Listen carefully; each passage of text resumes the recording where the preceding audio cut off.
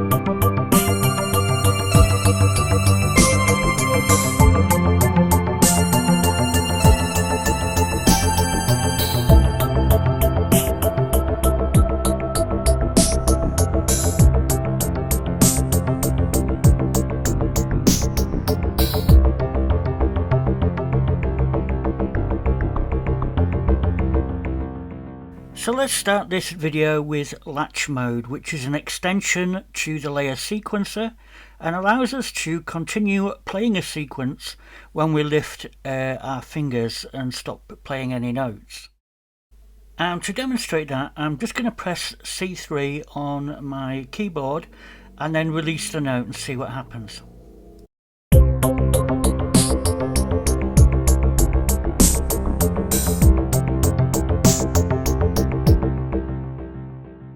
Now, hopefully you could see that 3 layers started playing, which was signified by the little red rectangle on the left of the layer. And when I released the note, layers 1 and 2 carried on playing and layer 3 stopped. So let's open the layers palette and access the layer sequencer.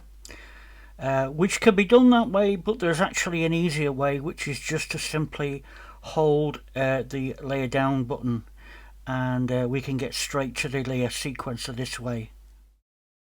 Now, while the layer sequencer is on display, we can just tap on a layer to view that layer's sequence if it has one. That last layer, D1, doesn't have a sequence, hence the power button is disabled. But if we go back to layer 1 and then I hit the menu button, which is to the top left of the sequencer window, you'll see now that we have an extra latch sequencer option down in the bottom of this menu, and we can turn that off and on here. And we can also do the same thing by double tapping on the layer to the right of the layer, the little loop icon that you can see up here. If we double tap, we can actually turn latch mode off here, and that will actually physically stop the loop playing if it is playing.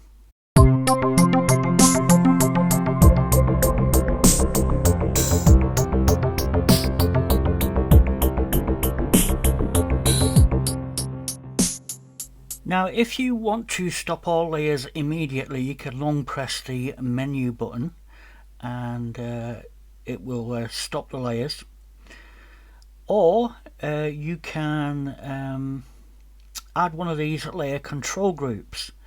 Now I'm going to delete this, and if we long press the add layer button, you'll see this new option for sequencer latch control layer, and these layers can be resized to any size you want. But basically the first note in that layer will turn off all layers, and subsequent notes will turn off the layers in order. So the second key in there, which would be C#, would turn off layer 1 and so on. Now also we can use mute groups to turn the latch off. If you assign 1 or more layers to a mute group, you can turn that mute group on, and that will effectively turn the latch off and disable the sequencer. Now let's take a look at the various monophonic modes that are available in the layer sequencer. And I'm going to start off with this simple sequence, and I'm just going to press and hold a note.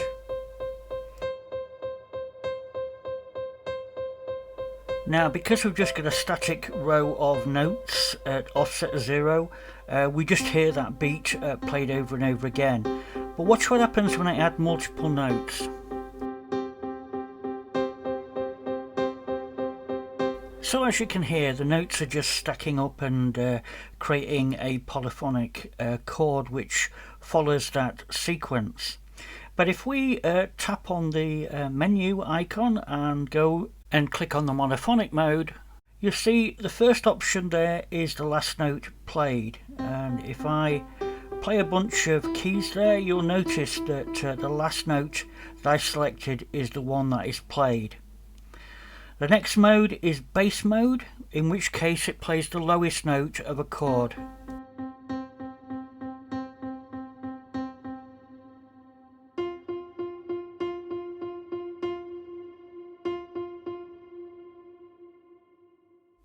We then have an ascending arp pattern.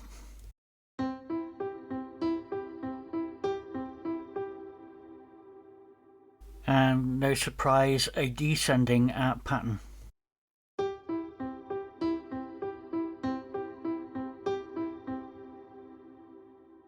And the last option allows you to randomize a note from the chord.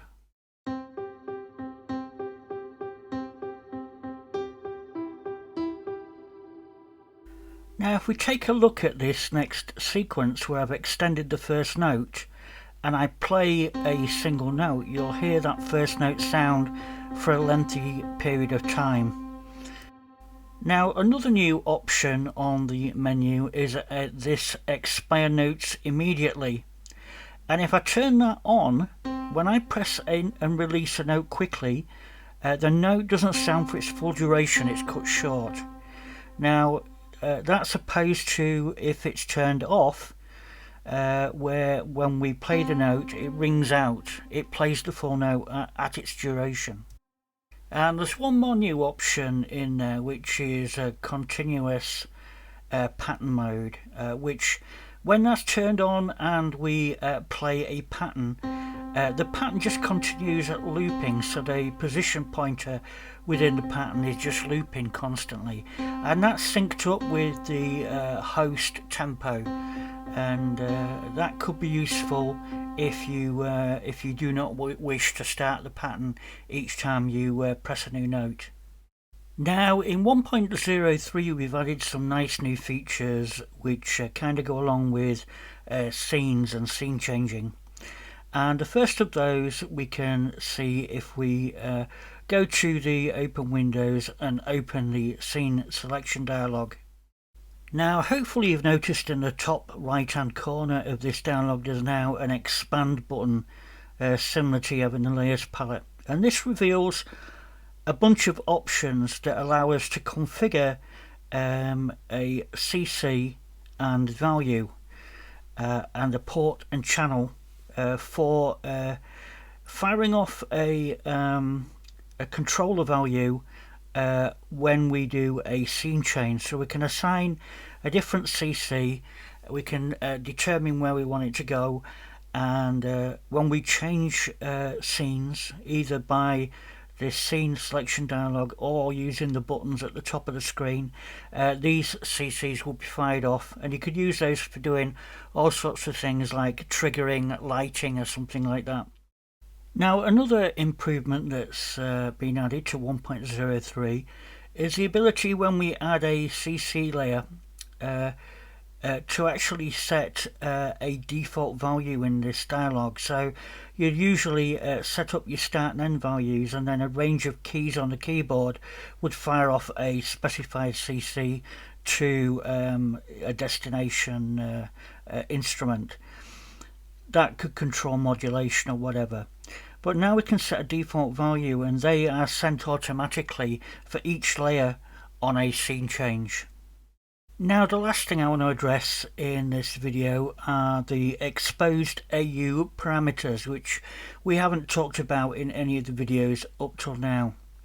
But if we take a look at the parameters that are exposed, we can see here that we have the MIDI through, we have all scenes 1 to 12, banks A to F, We also have a next scene and previous scene, which will allow you to go through all 72 scenes, which is great if you've got a foot pedal there to work your way through the scenes.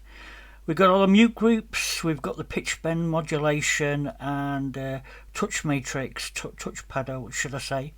And we also have a unlatch all, which we can assign as a button here in AUM to quickly silence all sequences.